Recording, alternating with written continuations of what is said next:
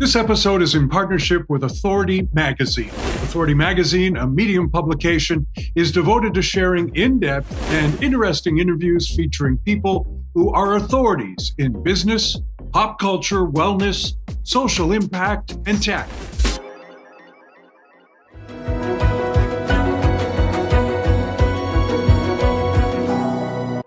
Sometimes achieving everything that you think you're supposed to be striving for leaves you feeling a little empty. Perhaps that was the case with today's guest, Allison Liss, who found wild success as an entrepreneur. But in the end, Allison also discovered peace through meditation and now helps others by honing her own teaching methods. Allison, welcome to Believe in People. Oh, thank you. Thank you for having me. Okay, well, first of all, you were 28. You were the youngest national sales manager for one of Canada's largest retail chains. Then in 95, you opened your own successful Canadian retail operation, and you were recognized in People magazine as one of the most innovative concepts of its time. Okay, then something changed for you. What was it? Well, I would say, looking back on it, I would say I began to have signs of menopause. Yeah, in retrospect. But at the time, I did not know that because I was younger, and I just went from basically waking up every day. I loved my job. I loved working, and I kind of was not feeling my usual self, is all I can say. It was the first time I kind of realized I don't think women really talked a lot about it at the time, so I didn't really know what was happening. I was just kind of waking up with a feeling of dread and just not myself, just really not feeling myself. Well, are you talking about stress or lack of sleep, pressure? No, it wasn't really like that. It was just like, I just can describe it as a kind of a feeling of dread. Like you just kind of wake up. I mean, you could almost say it was like depression. I think as people would describe depression. And I just thought, this is not really what I'm used to. And so, I had a feeling of like, I just didn't feel like getting out of bed. And it wasn't myself. So I didn't really know what was going on. And, to take it back a couple of steps, then, Allison, you're a super driven AAA personality. Would you think that, take us back to when you were a kid, and then, because then, it's really interesting then what led to the next steps in your life. Yes, I was very driven. Like as soon as, like from a very young age, I had like a job. As soon as I could possibly have a job, I was a paper carrier for the Hamilton Spectator. And so I was always very driven. I always wanted to do something. I didn't like just sitting around and doing nothing. So, and my mind was always going. That's another reason I think I became a meditator, but my mind was just going at 100 miles an hour all the time. So I always say, like, I was kind of going at 100 miles an hour my whole life, really. And it was enjoyable. I can't say I didn't, I loved it. I thought that I was in some ways doing it right, because I liked being productive. I was very good in school. I loved school. So I was very outgoing and very driven, I guess you would say, sort of ambitious, and really just very fast. Just everything. I talked fast.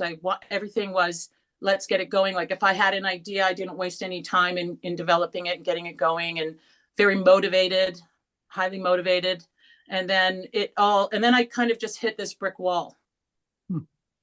That's what it felt like. Well, were you achieving what many people would describe as success? Yes. I never felt like I was successful, though, because to me, I was always looking ahead, like the next thing. I wasn't very present, to say the least. And so, in some ways, like everything, there's a good side to it. But like everything, there's a downside to it. So yeah, I remember people would say to me, "Oh, you're so successful," and I would think, "Oh, they just don't understand." Like I would think, "Oh, well, they don't really understand like what success really is," because I actually, I blew a lot of things. I've done a lot. I've had a couple of businesses, and but I've also run into, a lot of catastrophes, of course, along the way. So I always say, like, my whole life is sort of like a roller coaster. Like I get up to the top of something, and then something happens, and it kind of all crashes. And I've had that like probably three specific times in my life, where that's been the case. So I still don't feel like I've done the thing that I was meant to do, or hit a level that I personally would feel really great about. Yeah. And actually, to that point, then, is there a difference then of what did success look like for you then? And is it different for you now that you've had this experience that we're going to talk about? Yes, completely. I would say that initially it was just making a lot of money. That's to me what I thought that would be successful, is if I could build something, actually, not win a lottery, not the money itself for the sake of the money, but that was in business. I mean, that's the measurement, if you're making money. And originally when I was working for a large retail chain, I made a lot of money for other people. So, I mean, so that's how I always kind of measured success. Now I do look at as more, as kind of how I would say it's more like time. If you have time to do what you want to do, Interesting. I would say that is successful. Yeah. So you sort of have described well, the light that either went on or went off inside your head when you were talking about having that feeling of dread in the mornings. So let's tell everyone what transformation took place. What did you do? What happened? Well, as I said, at the time, I just wasn't feeling myself. I felt like I just had to get out of town. I don't know, just that feeling of I need to get away.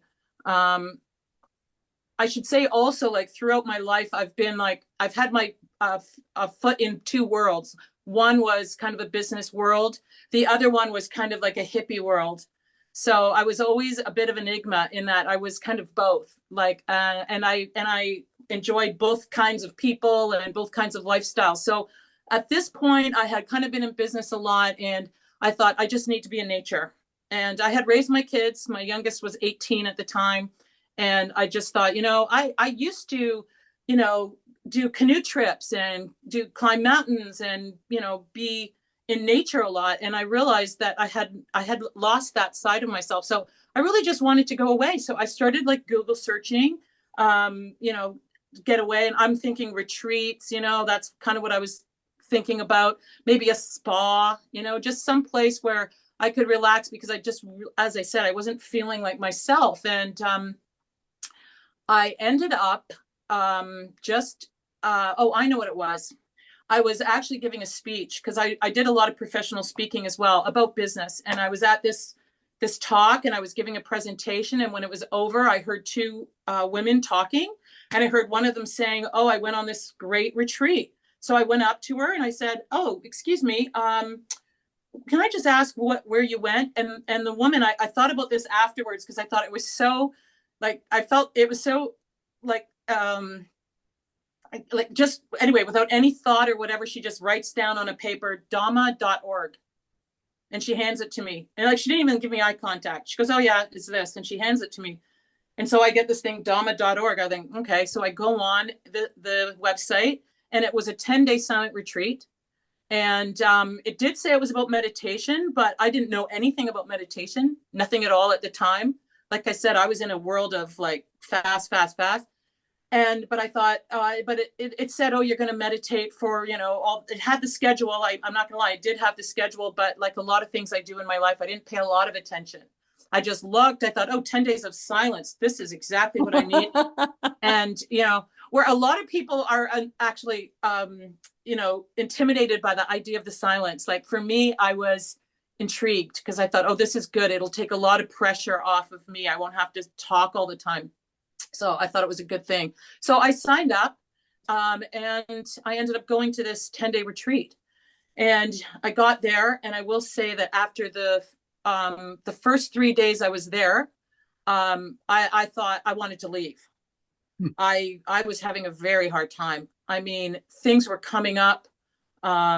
Just I was having memories of when I was young in school, and people that had really upset me that I had not even given much thought to, and like how hurt I was, by teachers or other kids, and just people in my life, like all this, I would call it sort of like negativity started like coming into my mind, and I was crying, and I was just having a really hard time. And at this particular place, it's the Ontario Vipassana Center. They actually have them all over the world. We have 3 in Canada, and luckily one of them is just near Barrie, Ontario, so not too far. They have this thing where you can sign up. If you're having a difficult time, you can talk to the teacher once a day. They give you 5 minutes if you want. So after 3 days, I thought, okay, I've got to get out of here. So I'm going to sign up. I'm going to talk to the teacher. I'm just going to tell them this isn't for me. Another thing is I kind of thought it was in a cult because the people there were like just really beautiful and happy, and their eyes were shining. And I just thought, I think maybe I'm in a cult of some sort. Like I didn't, because again, I'm like a business person, And so I thought a lot of what they were talking about, which is Buddhist principles, which I'm quite familiar with now, but at the time I did not know about. And I thought I got to get out of here. I was suffering big time. And so I went to the teacher, and I told her, I got to get out of here. And she said, oh, that's interesting. She said, can you describe how you were feeling before you came here? And I said, yes, I felt like I had to get out of there. I had to get out of here. She goes, oh, that's interesting. She goes, I think you're having a lot of success. She goes, your reaction is quite good, and I think you should stay. And I often look back to that teacher, and I owe her everything, because somehow she convinced me to stay. So I stayed, and it was 14 hours a day. Basically, we got up at 4:30. You meditated right away. You broke, of course, to eat, and that was about it. And then otherwise, the meditations were every hour. And something happened to me on the 8th day. And one thing I will say I did for anybody that wants to go is I followed all the instructions. So even though there's silence, there is instruction. There's a fellow that started the whole thing called Goenka. He passed away a few years ago. But he gives you these talks, throughout, and they're describing the technique and what you have to do. And I followed everything to a T. I'm very good at following instructions. And so I did. And on the 8th day, I was there. Something happened to me that was extremely bizarre. I was just sitting in meditation, and all of a sudden, my mind just basically stopped. And I was experiencing a completely different existence than what I would normally experience.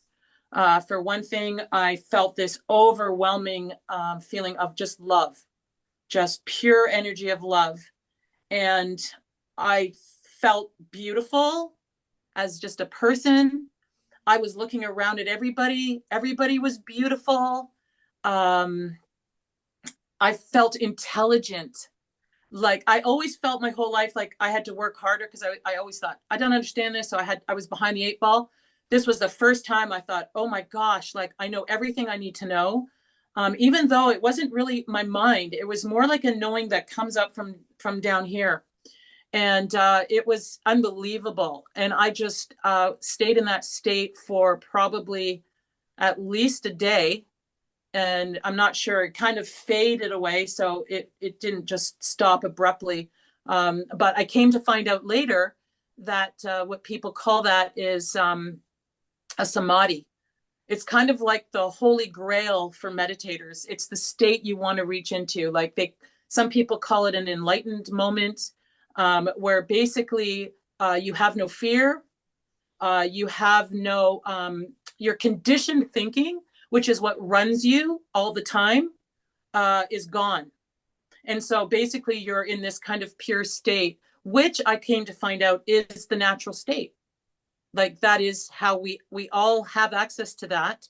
And it is more natural and than the other state. But what happens is, because of the way we're raised, we're not taught the techniques to how to achieve that. And, or for, in my case, that was even a thing, that my whole time. So I began to understand, I guess you would say, in an instant, the workings of the mind. And it became so clear to me that, oh my goodness, my mind is conditioned. The thoughts I have are not coming from within me. They're things that people have put on me, something I read, something I was taught, something I heard.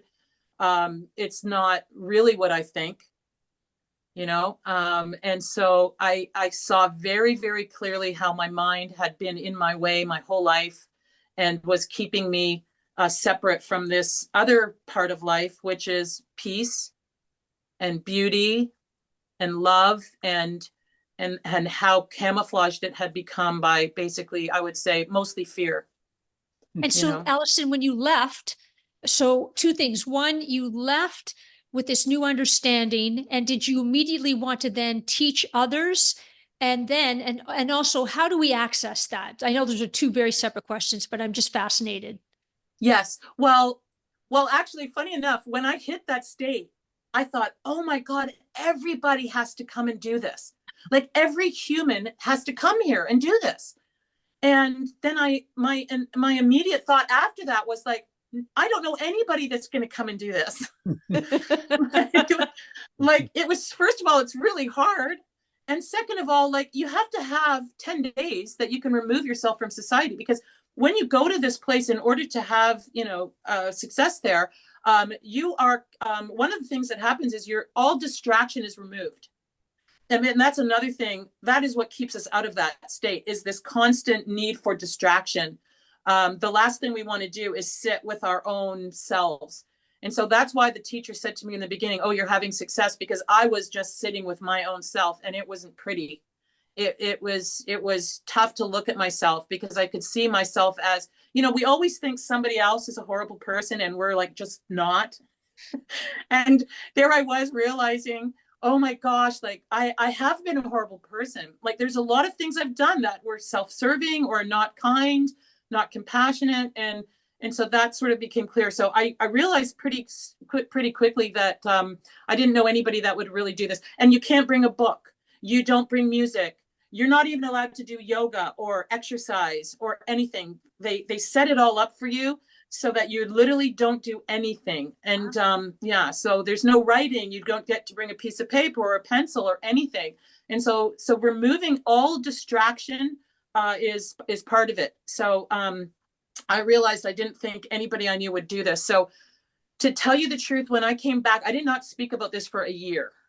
Wow. I didn't tell anybody. I didn't even tell my kids. Because I thought it was like kind of crazy. Like, I just thought, what is going on? Like, it was so far out of my element as kind of what you would say a person that needed to see to believe. You have to prove it to me, all of this stuff. So I just, I really didn't want to tell anybody what had happened, because I was still trying to figure out too for myself, what happened, like what's going on. And I would say it totally changed me. I was different from then on, because I could see my thoughts as something that were, before I was so attached to what I thought and what I believed, and that I was right about things and someone else was wrong about something. Like, I was so in that world that here I was no longer in that world, because every thought I had, I knew immediately. I thought, it's not real. Like, so I just think I kind of changed. And I was working in a store with my daughter at the time, and a couple of the women that were customers came to me. One of them came to me one day, and she said, wow, I love your vibe. Like, you just radiate this peace and beauty. And she goes, I'd love to know like how you like that. And I said, oh, well, I'm a meditator. I mean, the one thing that I did do is I kept up the meditation practice. I did keep that up. And so I said, oh, I'm a meditator. And so she said, oh, well, can you show me how to do meditation? So I said, yeah, sure. So she said, oh, come to my house next week. And, show me. So I went, and every week I sat with this lady, and I just basically taught her the technique that I learned. And I actually changed it a little bit, because as I became a meditator, I started to find different ways to access this side of myself, ones that were not as difficult. And I sort of honed my own technique, I would say. And I taught her that. And she was so grateful. And she was like, oh my goodness, she goes, now she never had a samadhi, but she did find that it changed her a lot. And then she said, oh, you've got to show this to my sister. My sister has all kinds of problems and issues. And if you could help her, that would be like a miracle. I said, okay, bring your sister. So then her sister came. And then a third friend came that she wanted to bring. And that woman actually is part of the journey for me too, because she had already been a meditator and for 30 years. And so she came and sat with us. And she had a samadhi with me one day. And she said, oh my goodness, Allison, she goes, I've meditated for 30 years. That's never happened to me. She said, but the way that you just, that you got me to that place was amazing. So that's, I think at that moment when I thought, oh my goodness, like maybe I can help people, and I had actually always felt, even though I think I was probably a very helpful person along the way, I didn't think it was enough, because I thought, oh, I think I could help way more. I would help women in the way that I would find them, a great pair of jeans in my retail environment and stuff like that. But this, I thought, this is profound. Like if I could really help people with this. And so, so this little group, it just slowly built very organically, and people started coming. And I ended up putting this little studio here down in my house in the downstairs. Well, actually I had another one before that, but fast forward to now. And I had a group that came all the time, and I had many people actually that had the experience that I had. And so I thought, perhaps this technique that I'm teaching can really help people that have been meditating forever and have never experienced that place, that peace, which is inside of us. It's not something that you can look for or find, because it's already there. So what you basically have to do is kind of eliminate everything else. And so that's it. And so I've honed those skills of teaching all along. And then when COVID came, all of a sudden, it's so funny because most people weren't really that keen on meditating or didn't know what it was. Now, all of a sudden, the whole world needs to meditate because they're all freaking out. And so I started meditating on the Zoom. And so that actually opened it up. So it wasn't just from my group, it was people that were outside of my group. And it was, so far, it's all been pretty much word of mouth.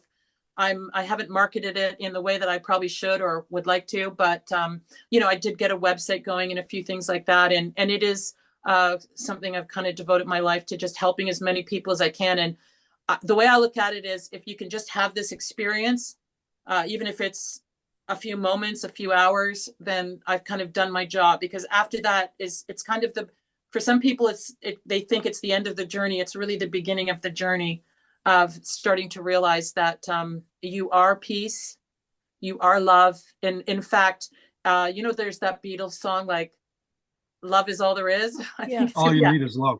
All you need is love. Yeah. And I like, that just came very clear to me too, that, oh my goodness, like really, that is the only thing that literally exists. In this world, everything else is illusion. It is illusion because everything's energy. You are starting to sound a little bit like George Harrison now on that.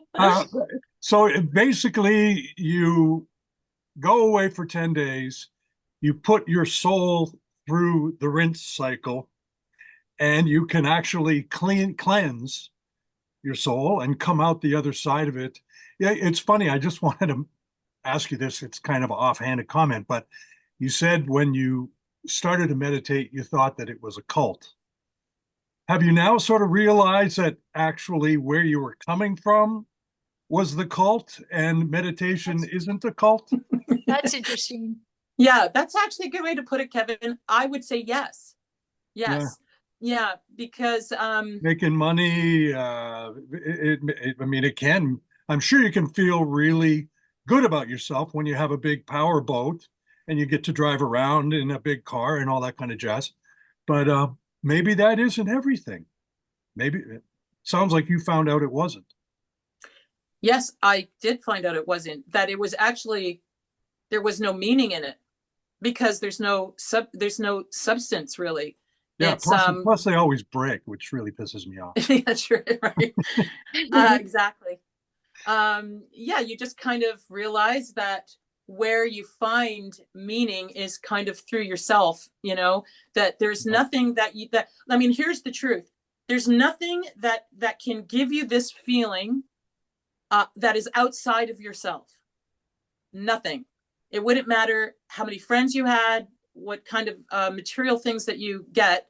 Not that those things aren't fun, because life was fun for me before. It's not that it isn't, but the pure meaning, this feeling that you have everything you need and that nothing has to happen. You sort of kind of become more equanimous. Like, in other words, like there's nothing that I need to happen, because everything that I need to feel a certain peace, I guess you would say, fulfillment is comes from within you, and nothing else, nothing from outside of you can satisfy that. And that's why there's lots of people that will tell stories of, I had this, I had that, I had this, but somehow I was still searching or whatever.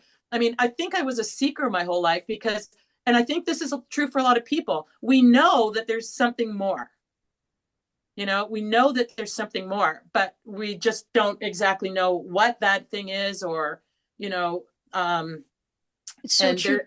So, yeah. Allison, before Kevin asked our last question, wow, time just flew by. Must be the state that we're in.